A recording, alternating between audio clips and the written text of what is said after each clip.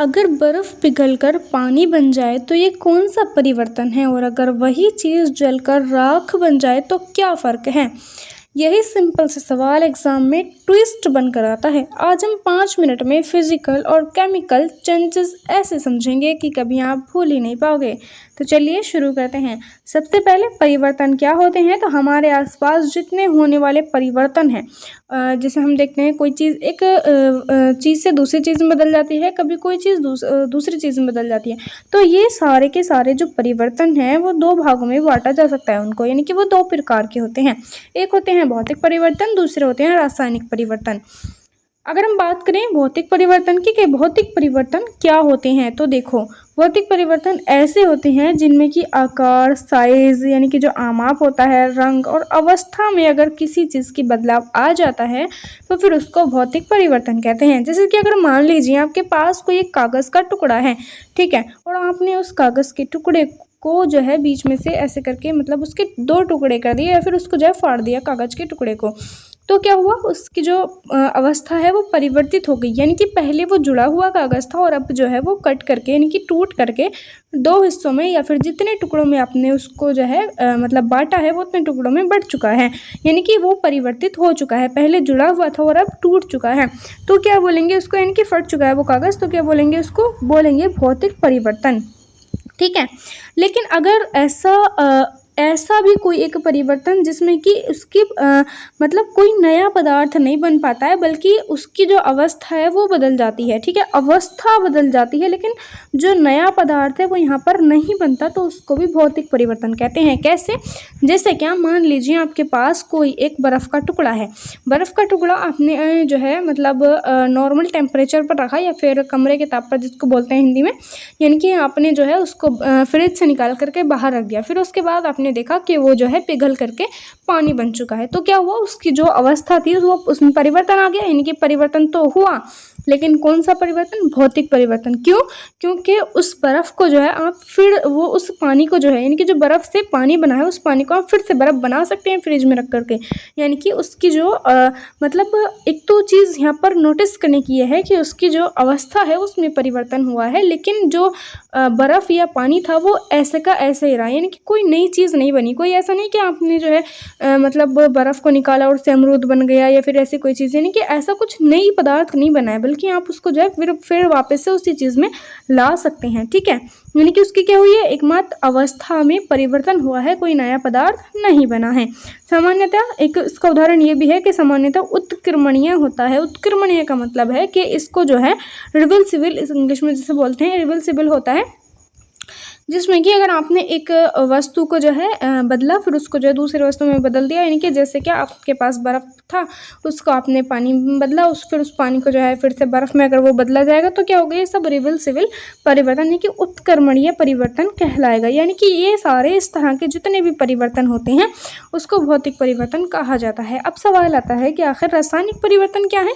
तो देखो, रासायनिक परिवर्तन में सबसे महत्वपूर्ण चीज़ के नए पदार्थ बनते हैं।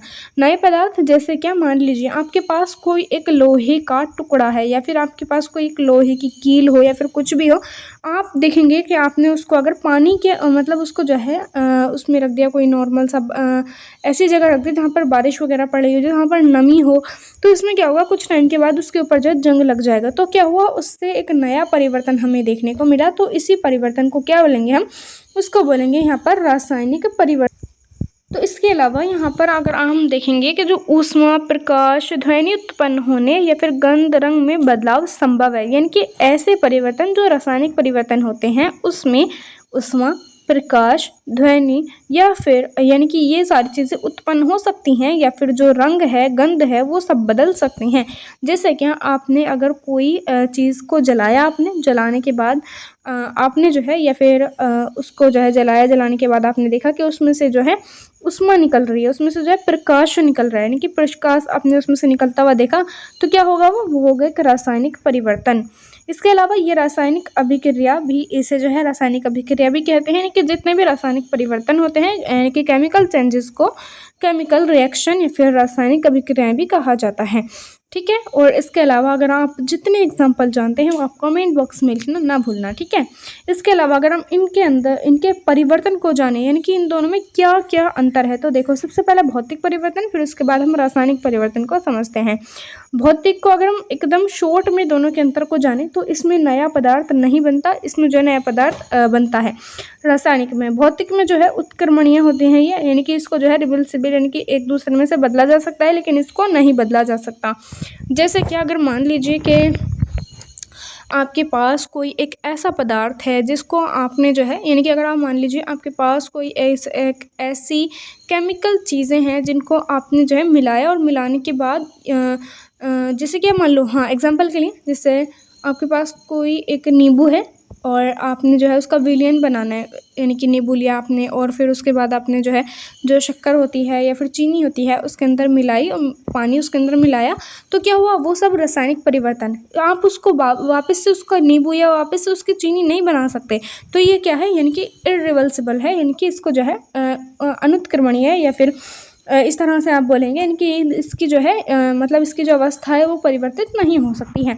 उदाहरण के लिए जैसे कि बर्फ़ पिघलना, या फिर इसमें जो है रस्टिंग आयरन, यानी कि जो वो होता है किसी भी लोहे की वस्तु पर जंग का लग जाना, ठीक है।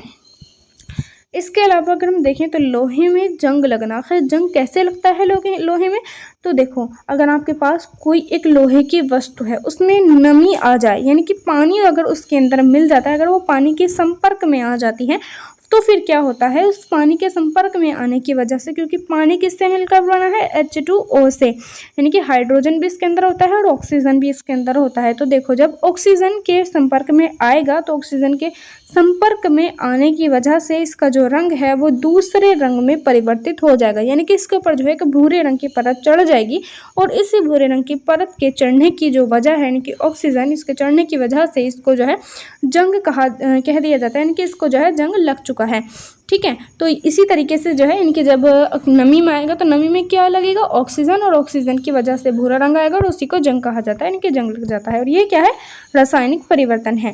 इसके अलावा जंग से कैसे बचाव हो सकता है, यानी कि अगर आपके पास कोई भी ऐसी वस्तु है जो कि आपके लिए बहुत कीमती है, लेकिन अगर आपकी उसके वस्तु पर जंग आ जाता है तो आपके लिए वो काम की नहीं रहेगी, तो आप उसको कैसे रोकथाम कर सकते हैं, तो देखो आप उसका ऊपर जो है पेंट करा सकते हैं, ग्रीस लगा सकते हैं, यानी कि अगर आप उसके ऊपर कोई एक ऐसी परत चढ़ा देते हैं जो कि जिंक वगैरह की होती हैं, उनके जिंक की अगर आप उसके ऊपर परत चढ़ा देते हैं तो फिर क्या होता है, वो जंग लगने से बच जाते हैं, यानी कि लोहे पर जिंक या जस्ता की परत चढ़ाना, और इससे यश लेपन या फिर जो गैल्वेनाइजेशन है उसको जो है, यानी कि इस तरीके की अगर आप कोई एक परत चढ़ाते हैं तो फिर उसको गैल्वेनाइजेशन बोला जाता है, ठीक है। इसके अलावा अगर हम देखें तो एक होता है क्रिस्टल, यानी कि अगर हम बात करें भौतिक परिवर्तन के बारे में, तो देखो जैसे किसी पदार्थ के शुद्ध और बड़े क्रिस्टल उनके विलयन से प्राप्त करने की जो प्रक्रिया होती है उसको जो क्रिस्टलीकरण बोला जाता है। जैसे क्या एग्जाम्पल के लिए मान लीजिए आपके पास कोई एक यहाँ पर बर्तन है, ठीक है, आपने उस बर्तन के अंदर कोई एक बड़ा क्रिस्टल लिया हुआ है, यानी कि बड़े क्रिस्टल उनके विलयन से जो प्राप्त करने की जो पूरी की पूरी प्रक्रिया रहेगी, पूरी प्रक्रिया को ही जो है क्रिस्टलीकरण बोला जाता है, और ये एक भौतिक परिवर्तन है। इसके अलावा अगर हम देखें कुछ इंपॉर्टेंट क्वेश्चंस के बारे में, यानी कि जो एग्जाम में पूछे जा सकते हैं, तो क्वेश्चन है भौतिक परिवर्तन क्या है, तो भौतिक परिवर्तन यह एक सामान्यतः उत्क्रमणीय होता है। आप चाहें तो इन क्वेश्चंस के आंसर भी लिख सकते हैं क्योंकि ये एग्जाम में पूछे जा सकते हैं। नेक्स्ट क्वेश्चन है लोहे पर जिंक चढ़ाने का प्रक्रम क्या होता है, तो इसको जो है यश दिलेपन या फिर गैल्वेनाइजेशन बोला जाता है, ठीक है। इसके अलावा नेक्स्ट क्वेश्चन है कि मैग्नीशियम के फीते को जलाने पर प्राप्त भस्म को क्या बोलते हैं, यानी कि उसको क्या कहा जाता है। जब आपके पास कोई एक मैग्नीशियम है उसके ऊपर फीता चढ़ाया जाएगा तो उसको जो है मैग्नीशियम ऑक्साइड कहा जाएगा, ठीक है, मैग्नीशियम ऑक्साइड, आप इसको याद रखिएगा। नेक्स्ट क्वेश्चन है कार्बन डाइऑक्साइड से चूने का पानी दूधिया क्यों होता है, तो देखो कैल्शियम कार्बोनेट बनाने के कारण जो है, यानी कि अगर आपने जो है कार्बन डाइऑक्साइड से जब चूने का पानी मतलब चूने का पानी उसके अंदर होता है तो क्या होता है, उसका जो रंग दूधिया पड़ता है वो कैल्शियम कार्बोनेट की वजह से होता है। उसके अंदर कैल्शियम कार्बोनेट होता है, इसी वजह से उसका रंग दूधिया हो जाता है। नेक्स्ट क्वेश्चन है रासायनिक परिवर्तन का उदाहरण दीजिए। तो रासायनिक परिवर्तन का उदाहरण है प्रकाश संश्लेषण। प्रकाश संश्लेषण की जो पूरी प्रक्रिया होती है उसको जो है रासायनिक परिवर्तन का ये एक बहुत ही अच्छा उदाहरण माना जाता है। इसके अलावा नेक्स्ट क्वेश्चन है जंग लगने के अनिवार्य कारक कौन कौन से हैं। तो इसमें सबसे पहली तो चीज़ है नमी, यानी कि इसके अंदर नमी होनी चाहिए, और जब ऑक्सीजन नमी होगी तो उसमें ऑक्सीजन भी होगा, जल भी होगी, यानी कि इसके अंदर क्या होगी, नमी होगी। सबसे मेन चीज़ जो है वो ऑक्सीजन है, लेकिन इसके लिए ज़रूरी है कि नमी हो। ठीक है, नेक्स्ट क्वेश्चन है कि स्टेनलेस स्टील बनाने के लिए लोहे में कौन सी धातुएं मिलाई जाती हैं। आपके पास जो बर्तन होते हैं स्टील वगैरह के, जिसको आप स्टील के बर्तन बोलते हैं, उसका पूरा नाम स्टेनलेस स्टील होता है। तो उसको बनाने के लिए मतलब जो धातुएं उपयोग की जाती हैं उनका नाम है क्रोमियम, निकेल, और इसके अलावा मतलब जो वो होती है मैग्नीज, और इसके अलावा यहाँ पर होती है क्रिप्टन। ठीक है, यानी कि ये सारे के सारे जो उदाहरण है वो इसके उदाहरण है क्रोमियम, निकेल, मैग्नीज, यानी कि क्रोमियम जो है इसका मेन उदाहरण है क्रोमियम, निकेल और मैग्नीज। ठीक है, आप इसको याद रखिएगा। नेक्स्ट को ये जो है अब हमारा कुछ जो पूरा चैप्टर है वो आपने बहुत अच्छी तरीके से पढ़ लिया है। बाकी आपको अगर आपने पूरा चैप्टर देखा है तो आप जो है इस चैप्टर से जितने भी आपके एग्जाम में क्वेश्चन आएंगे आप उसको 100% कर सकते हैं, अगर आपने इसको ध्यान से देखा है। तो देखो आज इस चैप्टर को हमने कंप्लीट किया है। बाकी आपको ये वीडियो कैसी लगी वो आपने कमेंट बॉक्स में ज़रूर बताना है। मिलते हैं नेक्स्ट वीडियो में। So now thank you. शानदार काम सफलता के लिए अभ्यास करते रहें।